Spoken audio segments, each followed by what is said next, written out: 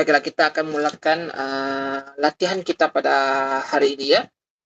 Baik, kita lihat soalan 16. Kita lihat dan teliti soalan 16. Oke, ini soalan pertama kita lah. Oke, di halaman yang pertama. Oke, kita baca soalan bersama-sama. Oke. Berdasarkan maklumat dalam jadwal di bawah, bandingkan peratusan pertumbuhan keluaran dalam negeri kasar KDNK sebenar Malaysia dengan negara ASEAN lain pada tahun 2008 dan 2019. Okey. Nyatakan langkah-langkah yang perlu diambil oleh kerajaan Malaysia untuk memapankan pertumbuhan ekonomi negara. Okey, jadi di sini pola esainya adalah 2 tambah 2. Okey. Okey. 2 yang pertama ni, okey, kita kena cari AD ya. Kita kena cari AD ataupun ayat data. Okey. Di mana kita perlu lihat di ayat soalan pertama. Okey, dia minta kita untuk bandingkan peratusan pertumbuhan KDNK sebenar Malaysia dengan negara ASEAN lain pada tahun 2018 dan tahun 2019. Jadi di ayat soalan yang pertama ini kita kena cari ayat data. Okey, berapa yang perlu kena cari? Kita kena cari 2 ya, 2 ayat data. Okey. Kita tengok dalam jadual yang diberikan di sini. Okey. Kata kunci yang perlu kita kena perhatikan ialah dia suruh kita untuk bandingkan. Okey. So ini jadual yang kita dapat. Okey. Bila kita dapat jadual begini, lagi senang sebenarnya untuk kita mengumpulkan data. Okey. Kita boleh buat bandingan. Kita boleh buat bandingan dengan menggunakan 2 cara ataupun 2 metod untuk mendapatkan AD-nya ataupun ayat data, sekurang-kurangnya 2. Tapi sebenarnya kalau kita tengok di sini pun, okey, sebenarnya kita boleh dapat lebih daripada 2. Okey, boleh dapat lebih daripada 2. Okey, kaedah yang pertama yang kita perlu gunakan atau yang kita boleh gunakan di sini, okey, yang pertama adalah kita kena membaca dan dapatkan datanya guna kaedah yang pertama dengan melihat kiri ke kanan. Okey, kita guna cara yang pertama. Kita lihat dari kiri ke kanan. Kita bandingkan dua-duanya. Okey, kalau merujuk pada jadual di sini, okey, kita perhatikan dia punya nombor dia. Untuk 2018 dengan 2019 kita lihat di bawah peratusan pertumbuhan KDNK sebenar. Okey, kita cari 2018 yang lebih tinggi daripada 2019 dan 2019 lebih tinggi daripada 2018. Jadi kaedah kita yang pertama untuk melihat kiri kanan ini adalah untuk kita tengok atau kita cari peratusan mana yang lebih tinggi daripada ini. 2018 lebih tinggi daripada 2019. 2019 lebih tinggi daripada 2018. Okey. Boleh paham yang itu? Okey, yang kedua. Okey, cara yang kedua untuk mendapatkan ayat data, kita kena tengok daripada atas ke bawah. Okey, jadi kita kena baca dari atas ke bawah. Jadi cara bacaan kita tu adalah melihat daripada satu-satu kolom dari atas sampai ke bawah. Okey, tujuan di sini adalah untuk kita melihat mana yang tinggi dan mana yang rendah untuk satu tahun tersebut. Okey, kita cari mana yang paling tinggi dan paling rendah untuk satu tahun tersebut. Okey, jadi untuk menjawab dua yang untuk mencari isi AD, kita sebenarnya boleh dapat lebih daripada 2. Tapi kita kena letakkan satu ayat AD mewakili bagi satu isi. Jadi kiranya untuk isi yang pertama ni kita kena jelaskan negara mana yang mencatatkan peratusan yang tinggi pada 2018 berbanding 2019. Dan 2019 peratusan pertumbuhan KDNK 2019 lebih tinggi daripada 2018. Itu isi yang pertama. Jadi kita kena masukkan dalam perenggan yang pertama. Oke. Untuk isi kedua, mewakili perenggan kedua, oke, menggunakan kaedah dari atas ke bawah, kita kena cari mana yang paling tertinggi dan paling terendah untuk satu-satu tahun tersebut. Contohnya, oke, kita cari mana yang paling tinggi dan mana yang paling rendah untuk 2018 dan kita cari mana yang paling tinggi dan mana yang paling rendah untuk 2019. Nah, itu kita kena muatkan dalam satu perenggan. Satu isi mewakili satu perenggan. Nah, kita muatkan saja dalam satu perenggan tersebut. Oke, so itu adalah jadi untuk mendapatkan AD, oke, dua isi yang pertama nih kita kena gunakan kaedah kiri kanan dan atas bawah. Oke, seterusnya untuk dua yang terakhir, oke, lagi dua, oke, kita tengok pola dia balik ya. Oke, lagi dua ni kita kena menjawab atau mencari AP, ayat pernyataan untuk menjawab soalan yang kedua. Nyatakan langkah-langkah yang perlu diambil oleh kerajaan Malaysia untuk memapankan pertumbuhan ekonomi negara. Oke, jadi kita kena kemukakan dua isi kita sendiri. Boleh kaitkan dengan ayat data yang sudah kita dapatkan. Oke. Jadi sekarang ni kita sama-sama cari ayat datanya. Oke, kita gunakan kaedah yang kita yang sudah saya jelaskan tadi. Oke, kita gunakan kaedah yang pertama. Oke, kita gunakan kaedah yang pertama. Oke, kaedah pertama adalah untuk kita bandingkan kiri kanan. Oke, nah sekarang nih apa yang kita perlu buat dalam penelitian data di sini ialah kita bandingkan saja mana yang kita cari negara mana yang mencatatkan 2018 lebih tinggi daripada 2019 dan negara mana yang mencatatkan 2019 lebih tinggi daripada 2018. Jadi kena jelaskan dia punya isi dia. Kita kena sebutkan peratusan pertumbuhan KDNK sebenar pada tahun 2018 lebih tinggi daripada peratusan pertumbuhan KDNK sebenar pada tahun 2019. So kita kena cari yang 2018 yang lebih tinggi daripada 2019 dan 2019 lebih tinggi daripada 2018. Oke, jadi sekarang ni kita buat macam biasa. Kita masukkan perenggan kita yang pertama dengan menulis pendahuluan. Oke, jadual ini menunjukkan, oke, kita ambil saja dia punya tajuk jadual itu, masukkan dalam pendahuluan. Jadual ini menunjukkan peratusan pertumbuhan keluaran dalam negeri kasar sebenar pada tahun 2018 dan tahun 2019 di negara-negara ASEAN. Oke, so ini untuk pendahuluan. Oke. Jadi tulis pendek saja pendahuluan, tidak payah tulis terlalu panjang ya. Baik, sekarang ini kita masuk perenggan pertama. Kita gunakan kaedah yang pertama untuk kita bandingkan 2018 lebih tinggi daripada 2019. Jadi kita cari AD dia ya, ataupun ayat data dia. Oke. Negara ASEAN yang mencatatkan peratusan pertumbuhan KDNK sebenar pada tahun 2018 lebih tinggi daripada tahun 2019 ialah, okey, ini kita kena sebutkan negara-negara yang terlibat.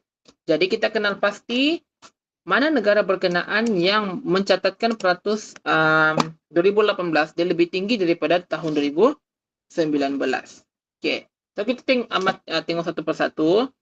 Okey, Indonesia 2018 5.2, 2019 5.4. Jadi 2019 tu dia lebih tinggi daripada 2018. Jadi bukan ini yang kita cari. Okey.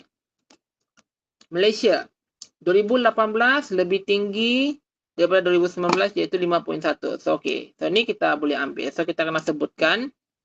Okey, ini untuk perenggan yang pertama. Negara ASEAN yang mencatatkan peratusan pertumbuhan KDNK sebenar pada tahun 2018 lebih tinggi daripada tahun 2019 ialah Malaysia. Okey, terus kita terus cek. Kita terus kenal pasti lagi sekiranya ada lagi selain daripada Malaysia. Okey, Filipina. Okey. Tidak. Okey, Thailand. Okey. 2018 4.0, 2019 3.9. Okey. Thailand. Okey. Vietnam. 2018 6.9, 2019 6.6. So, kita ambil ni, Vietnam. Okey. Vietnam. Okey, Brunei 2018 1.5. 2019 2.1. So, ini tidak dapatlah. Okey, seterusnya kita cek lagi. Singapura 3.5 untuk 2018 dan 2019 adalah 3.0. Jadi, kita ambil nama negara Singapura untuk kita sebutkan dalam bahagian isi. Okey, kita terus cek lagi. Okey, Kemboja 2018 adalah 7.0 dan 2019 adalah 7.1, so tidak berkenaan. Okey, Laos 6.8 untuk 2018 dan 6.9 untuk 2019 juga tidak berkenaan. Okey, Myanmar 2018 6.9 dan 2019 7.1 pun tidak berkenaan. Jadi dalam isi perenggan pertama ni, okey. Okey, ini untuk isi perenggan pertama.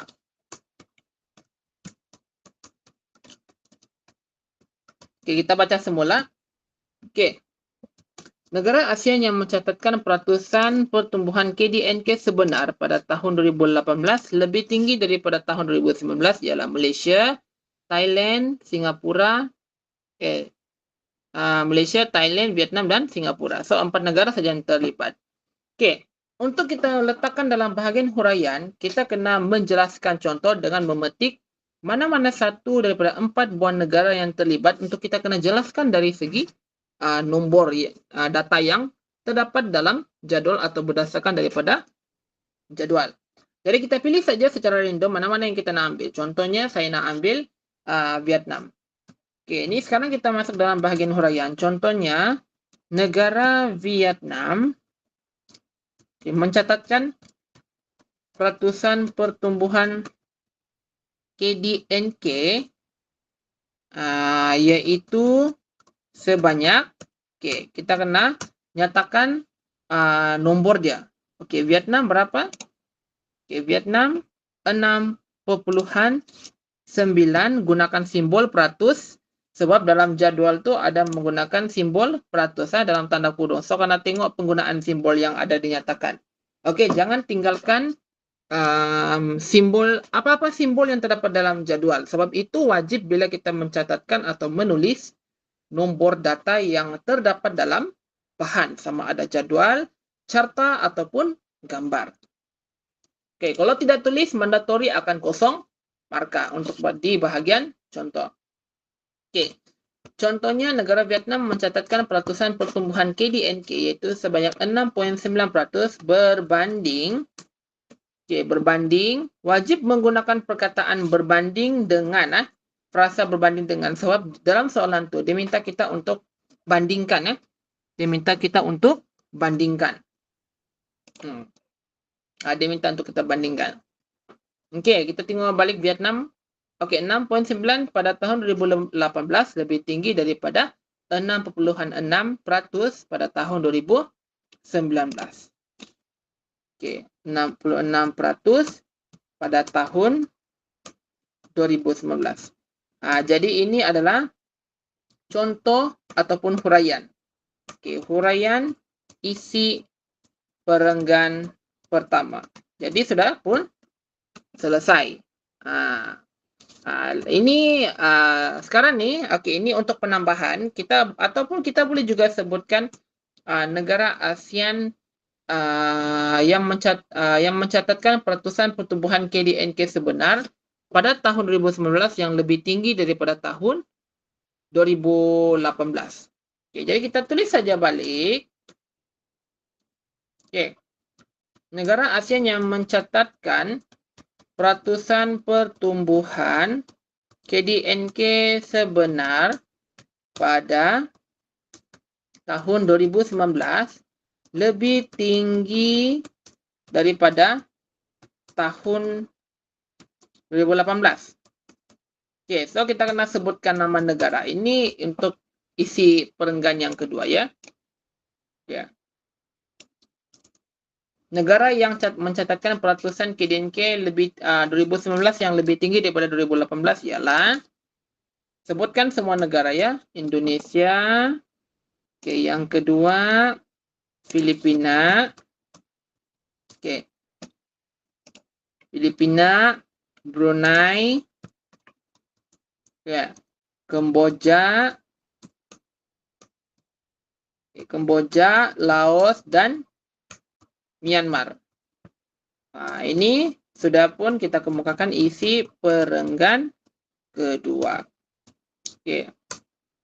Jadi kita kena buat huraian dengan meletakkan contoh, sebutkan mana-mana negara untuk kita huraikan dari segi data dia. Oke, contohnya, oke, kita pilih saja mana-mana. Contohnya saya ambil negara Myanmar lah. Oke, Myanmar mencatatkan peratusan pertumbuhan KDNK yaitu sebanyak, oke, kita kena sebutkan 2019 itu berapa? 7,1% berbanding dengan 6,9% pada tahun 2018. So, ini adalah huraian untuk isi perenggan kedua. Oke. Oke, sampai sini kalau ada soalan nak tanya, boleh terus kemukakannya. Supaya saya boleh dapat selesaikan kalau ada kesulitan di situlah. Oke ya.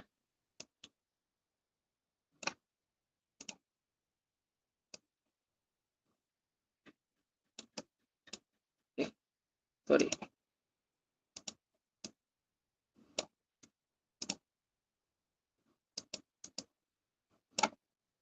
Oke. Jadi kita sudah selesai untuk mencari isi bagi menggunakan kaedah yang pertama. Yaitu kita melihat dari kiri ke kanan. Oke, jadi pun sudah selesai. Sekarang ni kita masuk menggunakan kaedah yang kedua. Oke, kaedah yang kedua adalah untuk kita melihat dari atas ke bawah. Oke, senang je. Untuk kaedah yang kedua ni, kita hanya perlu melihat mana yang tinggi dan mana yang rendah untuk setiap atau satu-satu tahun tersebut. Jadi, kita cuba kenal pasti. Oke, mana yang paling tertinggi dan mana yang paling terendah untuk tahun 2018. Oke, Indonesia 5.2. Oke, so tidaklah kan. Oke. Malaysia 5.3, tidak. Filipina 6.7, tidak. Thailand 4.0, tidak. Vietnam 6.9, tidak. Brunei 1.5, tidak. 3.5 Singapura, tidak. Kamboja 7.0, mungkin inilah kot. Laos 6.8, Myanmar 6.9. So, yang paling tinggi adalah Kamboja. Dan yang paling rendah pula adalah Brunei 1.5. Jadi, kita catatkan dalam perenggan yang ketiga ni, okay, negara ASEAN. yang mencatatkan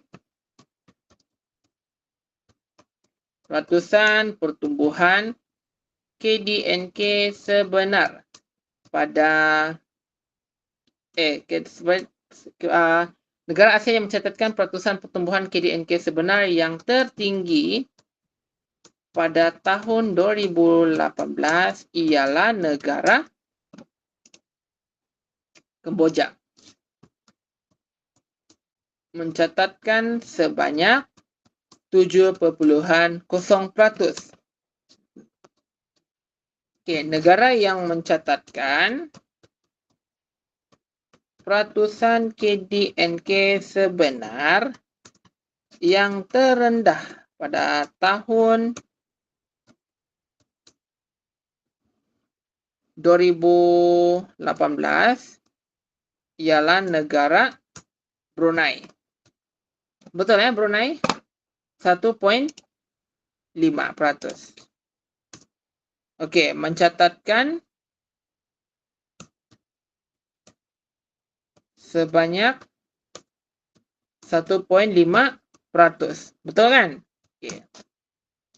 Tapi ini untuk apalah? Yang ini kurang. Ini kita tidak masukkan sangatlah sebab ini hanya untuk isi saja. So kalau nak ambil yang paling tepat, maksudnya itu kan kalau nak ada dia punya isi dengan contoh kan, oke, kita ambil yang ini. Yang sudah kita buat tadi. Oke. Yang kita dah kenal pasti mana yang tinggi dan mana tahun mana yang paling tinggi daripada tahun ni, tahun tu lebih tinggi daripada tahun ni. So kita ambil yang kukuh dia punya isi dia. Yang mana ada sudah dia punya isi dan yang ada sudah huraiannya tersendiri. Kalau kita guna kaedah yang kedua untuk kita lihat daripada atas hingga ke bawah, kita tidak nampak dia punya huraiannya tersebut. Kita hanya jumpa dia punya isi sahaja. Tapi kalau sebagai penambah atau tambahan, so kita boleh je masukkan dalam jawapan itulah.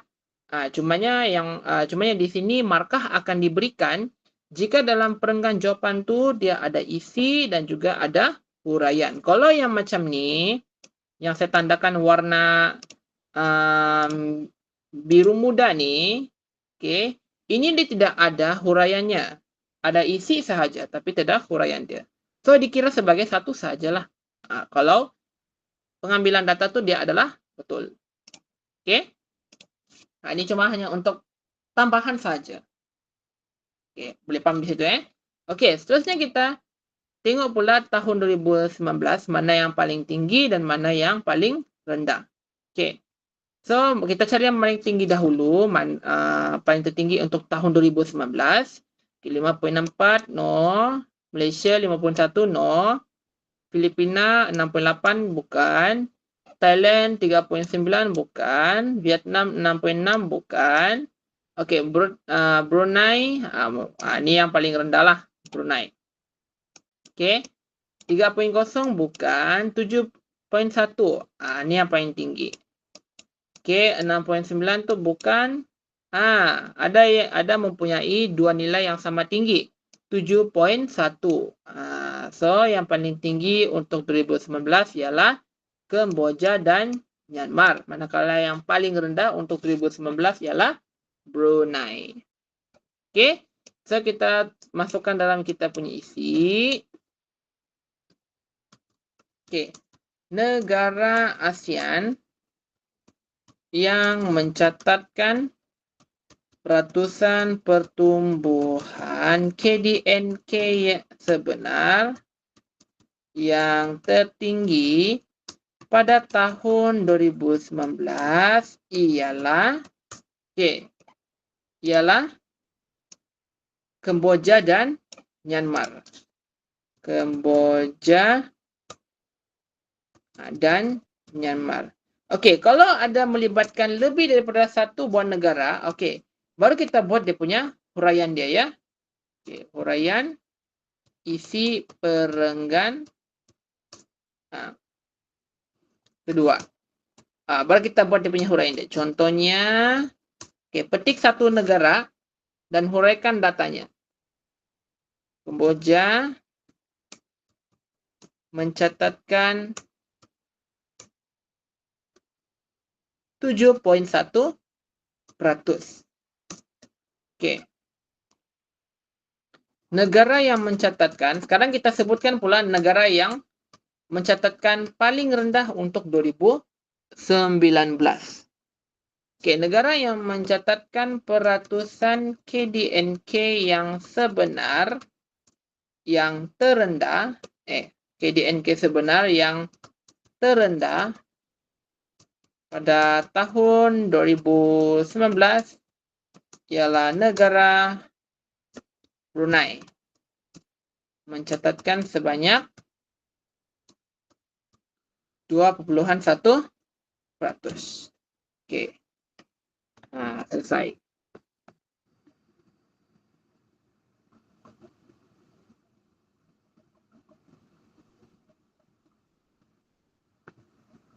Oke, sampai sini ada pertanyaan yang perlu ditanya sebelum kita akan teruskan untuk menjawab pola yang kedua.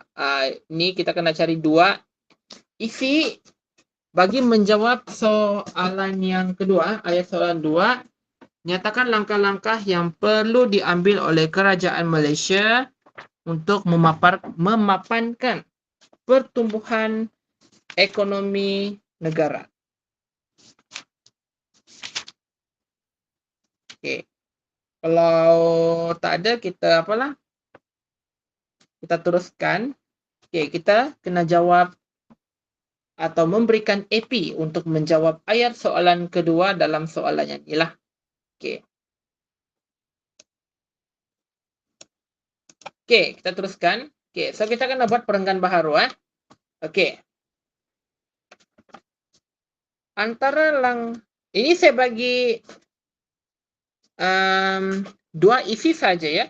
Oke, antara langkah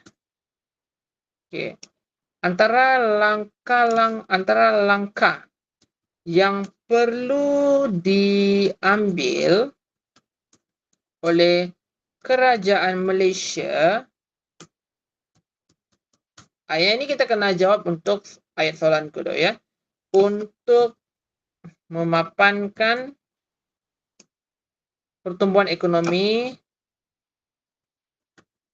Oke, pertumbuhan ekonomi negara ialah pihak kerajaan perlu melaksanakan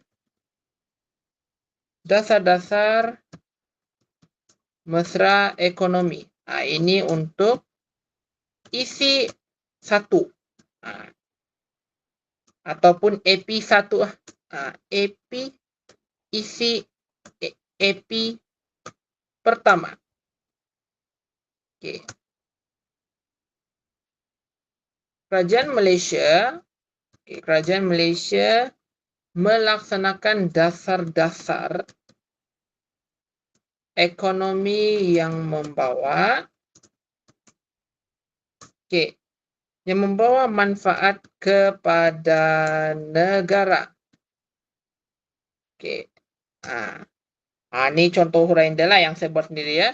Oke, huraian isi AP1. Oke. Seterusnya saya berikan lagi untuk isi yang kedua bagi ataupun AP yang kedua. Oke.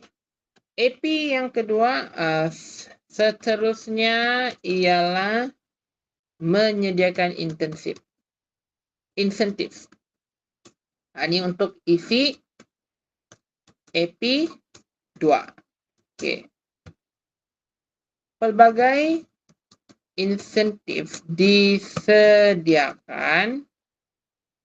oleh kerajaan kepada firma dan pengguna. Oke. Mereka mengecualikan ayat yang saya berikan ini tidak lengkap, jadi kena buat tulis dalam menggunakan ayat penuh ya.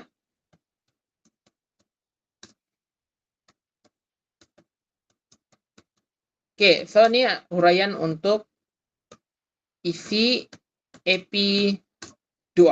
Oke. AP yang lain yang boleh kita kemukakan, yang pertama boleh sebutkan menggalakkan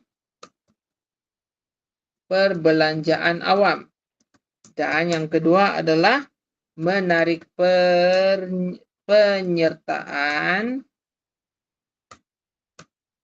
penyertaan pelabur asing. Jadi sudah selesai ya untuk soalan pertama atau soalan 16 ini. Oke, sekarang kita beralih ke soalan yang kedua.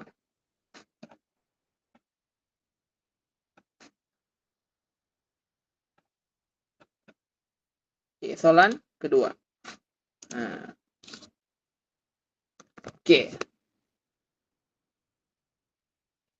Baik. Berdasarkan maklumat dalam jadual di bawah, huraikan perubahan yang berlaku dalam kemasukan pelancong antara bangsa ke negara. Jelaskan faktor-faktor yang boleh mempengaruhi kemasukan pelancong luar ke dalam negara. Yang ini pola dia adalah 2 tambah 2. 2 tambah 2. Dua yang pertama nih kita kena cari AD ayat data. Untuk menjawab kehendak soalan, huraikan perubahan yang berlaku dalam kemasukan pelancong antarabangsa ke Malaysia. Kita kena cari lagi dua isi AP untuk menjawab soalan. Jelaskan faktor-faktor yang boleh mempengaruhi kemasukan pelancong luar ke dalam negara. Jadi berdasarkan jadual yang kita dapatkan ni, kita gunakan pola meningkat, tidak konsisten dan menurun sebab soalan tu dia minta kita untuk huraikan perubahan. Kalau dia minta untuk huraikan perubahan, kita gunakan 3 isi pola yang sudah kita belajar sebelum ini, iaitu meningkat, menurun dan tidak konsisten. Jadi dalam berdasarkan jadual yang diberikan ni, kita kena pasti mana negara yang mencatatkan peningkatan bilangan pelancong antarabangsa, penurunan dan tidak konsisten. Untuk mendapatkan isi yang tidak konsisten, kita biasanya dia akan mulakan perubahan yang tinggi kepada rendah, lepas tu dia naik semula. Ataupun tinggi, bawah, tinggi lagi. Itu dipanggil sebagai tidak konsisten, tidak sekatah ada punya perubahan dia. Jadi kita gunakan saja kaedah-kaedah itu, pola meningkat, pola menurun, dan pola tidak konsisten. Jadi macam biasa kita mulakan untuk perenggan pendahuluan. Jadi kita tulis jadual ini menunjukkan ketibaan pelancong antarabangsa pada tahun 2017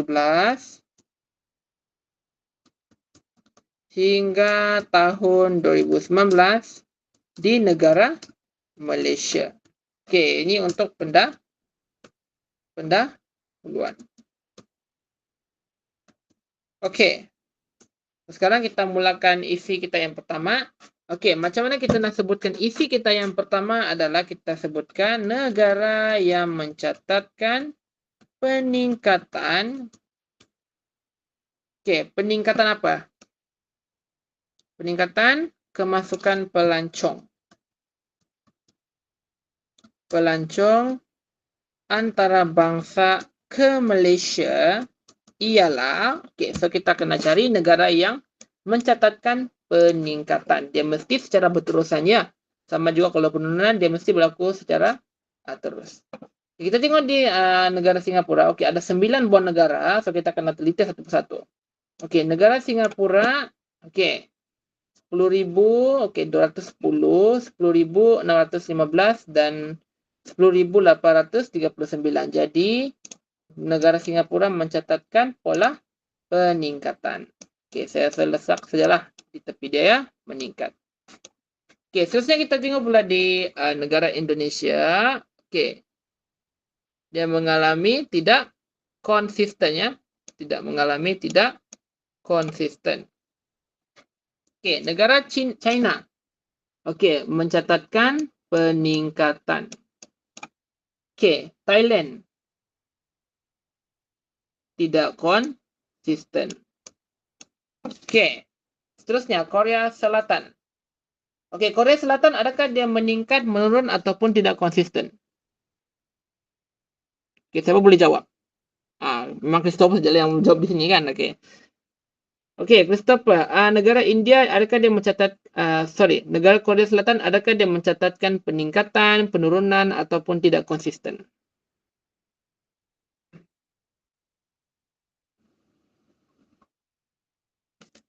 Oke, adakah negara Korea ini mencatatkan peningkatan, penurunan, atau tidak konsisten?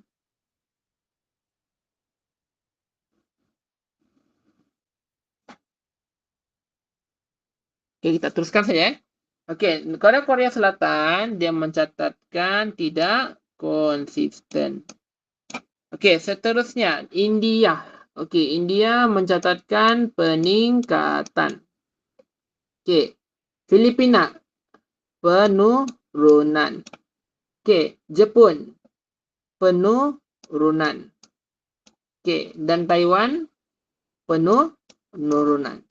Oke, dari jumlah keseluruhan dari di sini, oke, tidak ada yang kita boleh bandingkan lah. Oke, sebab kata kunci dia adalah perubahan. So, dia adalah melibatkan tiga pola. Meningkat, menurun, dan tidak konsisten. Oke, sekarang nih kita kemukakan isi perenggan ataupun menulis perenggan yang pertama untuk pola meningkat. Oke. So, kita mulakan penulisan perenggan kita yang pertama. Oke. Baik. Oke, ini kita sudah sebutkan ya. Negara yang mencatatkan peningkatan. Oke, siapa? Siapa yang mengalami peningkatan itu? Ialah negara. Oke, kita tengok satu-satu ya. Negara Singapura. Oke, negara Singapura, negara China, negara dan India. Oke, dan India. Oke, untuk buat huraian kita hanya sebutkan satu negara saja ya. Satu negara saja. Oke, jadi saya pilih negara Filipina pula, India. Oke, so ini untuk isi edi 1. Oke. Contohnya, negara India mencatatkan peningkatan daripada India daripada 590.214 orang pada tahun 2017 meningkat kepada untuk India berapa? 612.021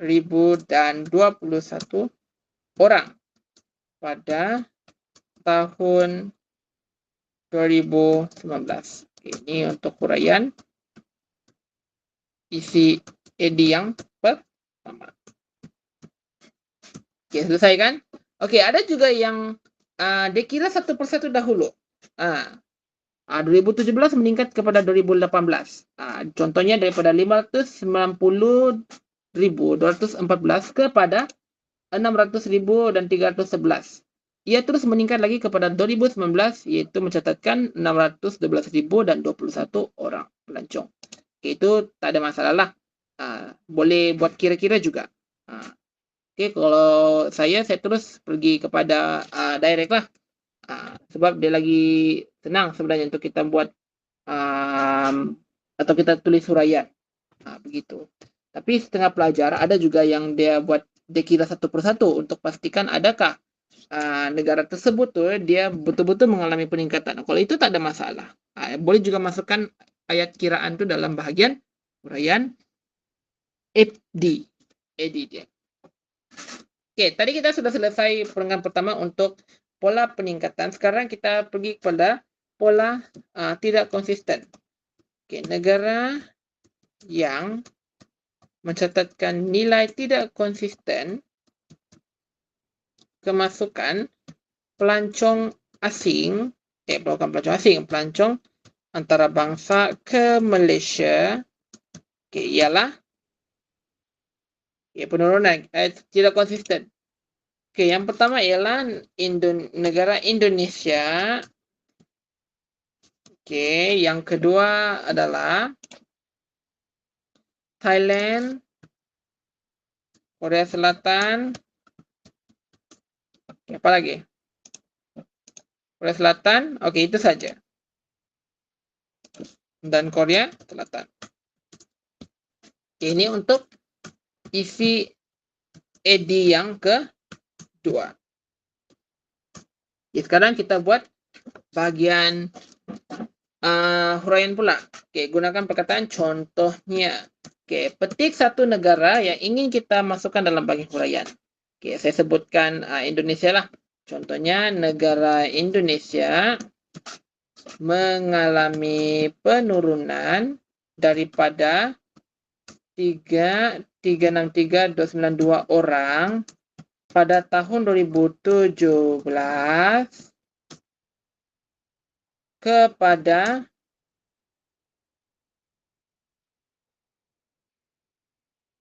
3277689 orang pada tahun 2018. Boleh kita nyatakan berapa banyak penurunan atau berapa banyak peningkatan dia ya? Ia berlaku penurunan sebanyak, kita tolakkan. 3277689 tolak dengan 3363292. So saya kirakan tolak dua nomor tu. 3277689 tolak dengan 3363292.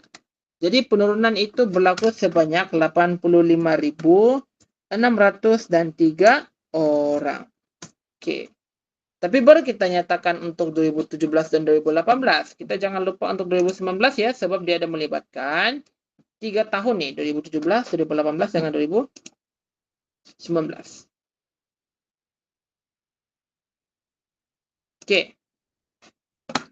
Tadi 2017 hingga 2018 dia turunkan.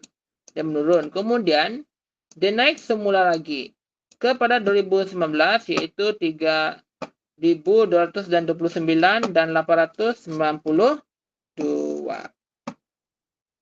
So kita kena nyatakan peningkatan dia sebanyak berapa.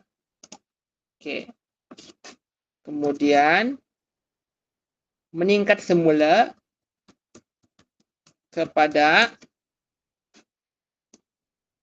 3.229 892 pada tahun 2019. Ini untuk huraian isi edi yang kedua. So sudah selesai untuk perenggan kedua, mewakili pola tidak konsisten.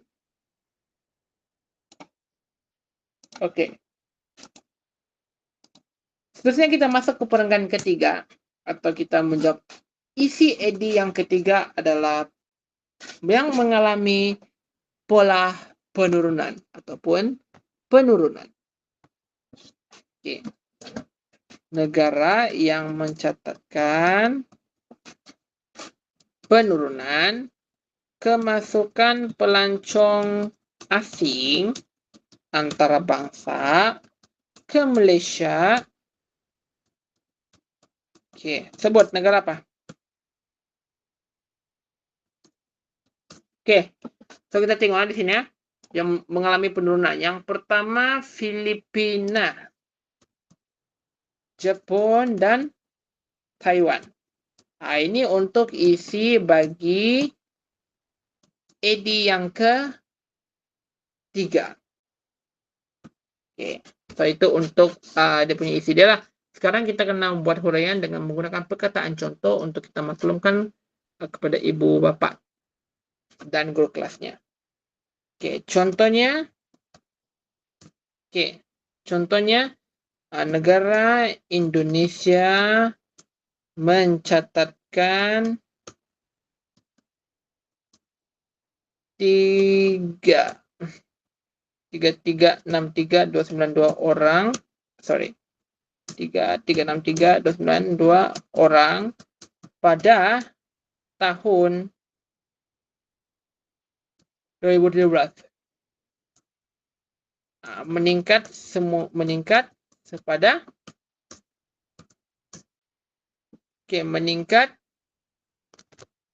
kepada 3.277.689 orang pada tahun 2018.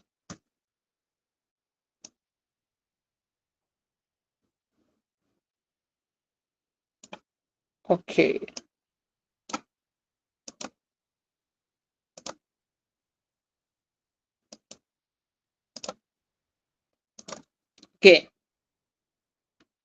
Ini meningkat, menurun.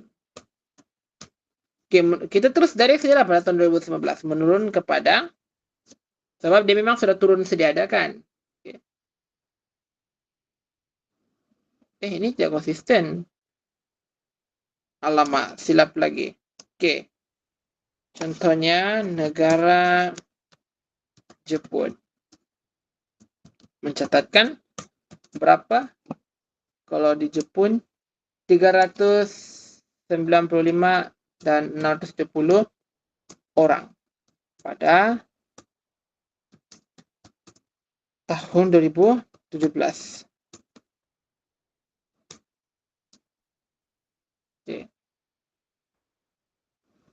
Oke, mencatatkan kepada, ini Jepun punya 384 dan 653 orang.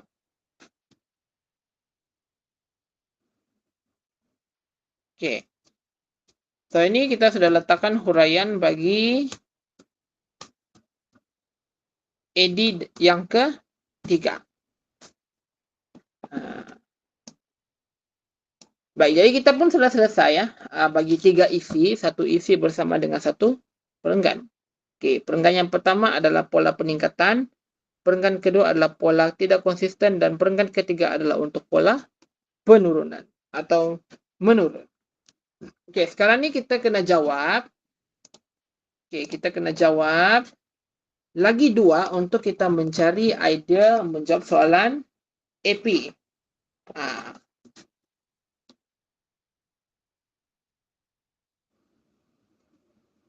Oke. Soalan apa dia minta? Jelaskan faktor-faktor yang boleh mempengaruhi kemasukan pelancong luar ke dalam Malaysia. Oke, so kita kemukakan 2 isi. Oke, 2 isi yang pertama. Oke. Antara faktor-faktor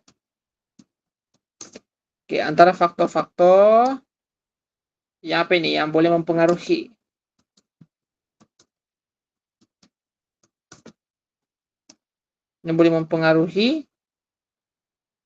kemasukan pelancong luar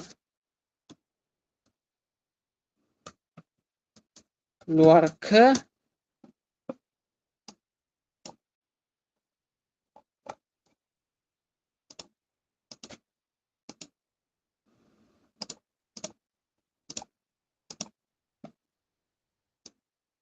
penurunan mana yang penurunan tadi?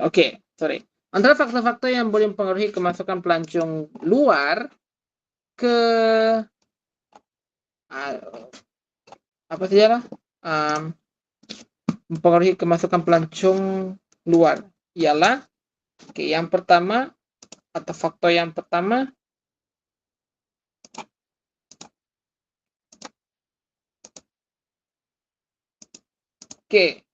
yang pertama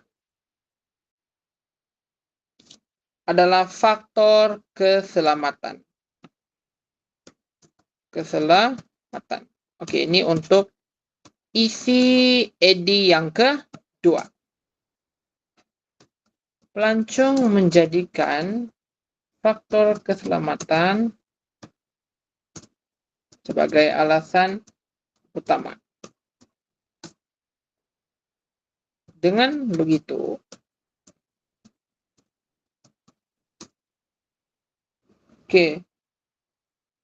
ia selamat daripada ancaman jenayah,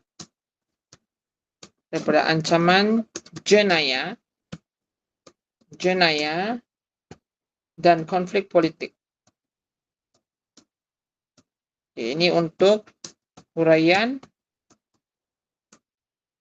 bagi edi yang ketiga. Oke, sekarang kita pergi kepada perenggan yang terakhir yang mewakili ini bukan edi, ini AP. Oke, mewakili AP yang kedua. Oke, selain itu faktor lain adalah penyakit. Nah, ini untuk isi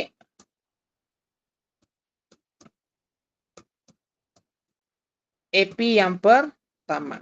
Oke, sekarang kita masuk ke bagian contoh. Oke. Nah, ini kena buat ukuran gunakan air sendirilah.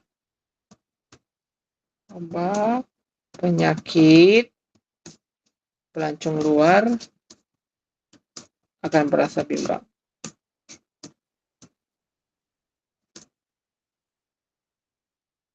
Ia boleh meningkatkan pertumbuhan sektor pelancongan. Oke, huraian untuk AP kedua. Oke, cukup lagi cadangan AP yang lain untuk menjawab soalan yang sama juga. AP yang boleh diterima, yang pertama, keselamatan. Yang kedua adalah produk pelancongan. Ketiga, dasar kerajaan. Keempat, hubungan antara bangsa. Yang kelima, sosial dan prasarana. Prasarana. Jadi kita pun sudah selesailah untuk buat latihan pada hari ini.